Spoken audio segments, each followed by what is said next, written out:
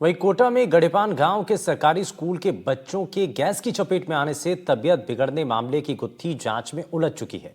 15 फरवरी को हुए घटनाक्रम के बाद कोटा में इलाज के लिए भर्ती करवाए गए बच्चों में ज्यादातर बच्चों को अस्पताल से डिस्चार्ज कर दिया गया, लेकिन अब तक ये साफ नहीं हो पाया कि बच्चों की तबीयत क्यों बिगड़ी थी।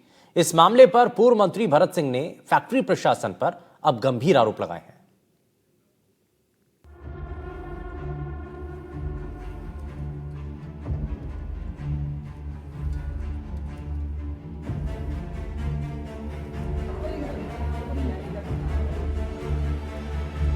राजस्थान के कोटा के एक स्कूल में गैस रिसाव के बाद मची अफरा तफरी के बाद हुई जांच में गैस रिसाव की कोई भी बात सामने नहीं आई। तो अब सवाल ये कि आखिर स्कूल के बच्चों की तबीयत कैसे बिगड़ी, क्योंकि ना तो पॉल्यूशन कंट्रोल बोर्ड और फैक्ट्री बॉयलर की रिपोर्ट में गैस रिसाव की पुष्टि हुई और ना ही चिकित्सकों ने इस पूरे घटनाक्रम में अब तक गैस रिसाव से तबीयत बिगड़ना माना है। दरअसल इस मामले में कोटा के जेके लोन अस्पताल में गड़ेपान गांव के स्कूल की पढ़ने वाली 11वीं क्लास की छात्रा प्रियंका का इलाज अभी भी जारी है।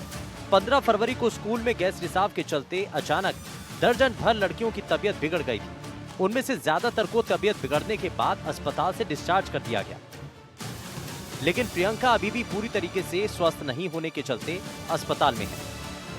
परिजन बता रहे हैं कि उसको अभी भी बार बार घबराहट हो जाती है और वो अपने पैरों पर ठीक से खड़ी नहीं हो पा रही।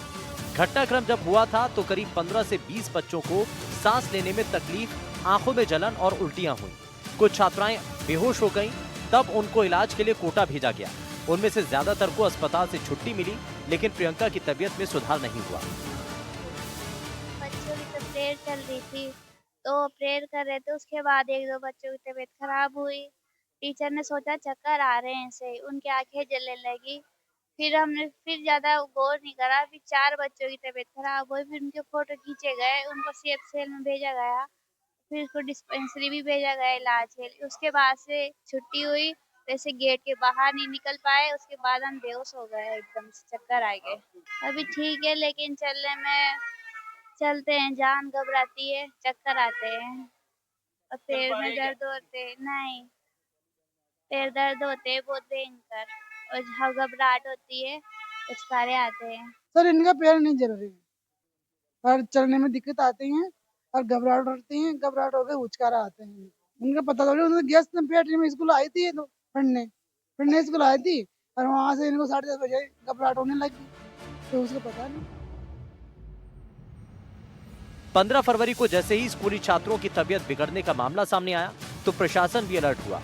जनप्रतिनिधियों ने मामले की गंभीरता को समझते हुए गांव और अस्पताल पहुंच करके बच्चों की हालत जानी और पूरे मामले की गंभीरता से जांच के निर्देश दिए। वहीं फिलहाल पूर्व मंत्री भारत सिंह ने फैक्ट्री प्रशासन पर आरोप लगाया कि फैक्ट्री प्रशासन ने इस पूरे प्रकरण में गंभीरता नहीं दिखाई। फैक्ट्री प्रबंधन का कोई उच्च अधिकारी बच्चों को देखने अस्पताल नहीं पहुंचा। वहीं पूर्व मंत्री ने पूरे मामले में जांच रिपोर्ट पर भी सवाल खड़े किए।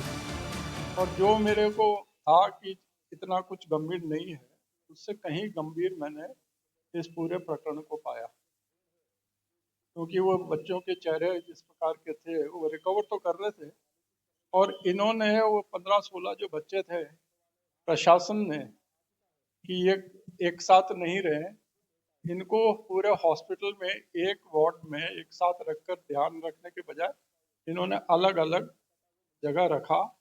और सबसे जो मुझे जिस बात ने प्रभावित करा कि इन बच्चों की देखरेख उस गडेपान स्कूल के प्रिंसिपल, वहाँ की टीचर्स, वो लोग बाग उस प्रकार कर रहे थे जैसे उनके बच्चे, उनकी कंसर्न इस प्रकार।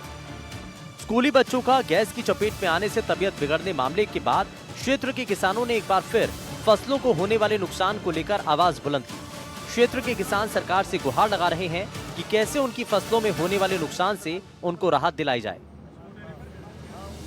में ये होता है, ये जो गैस है ये पौधे को जला देती है, चाहे 2 महीने का पौधा हो या 2.5 महीने का पौधा हो, पौधा बिल्कुल सूख जाता है, मुरझा जाता है। तो ये लोग ये कहते हैं साहब ये तो कीटनाशक चढ़ गई किसान है इसलिए फसल खत्म हो गई। बाकी ये सब इस गैस का ये प्रभाव है। ये इस गैस को बीच बीच में छोड़ते रहते हैं, 2 साल में हो गया, 3 साल में हो गया, ऐसे बीच बीच में ये छोड़ते रहते हैं, गैस को निकालते रहते हैं।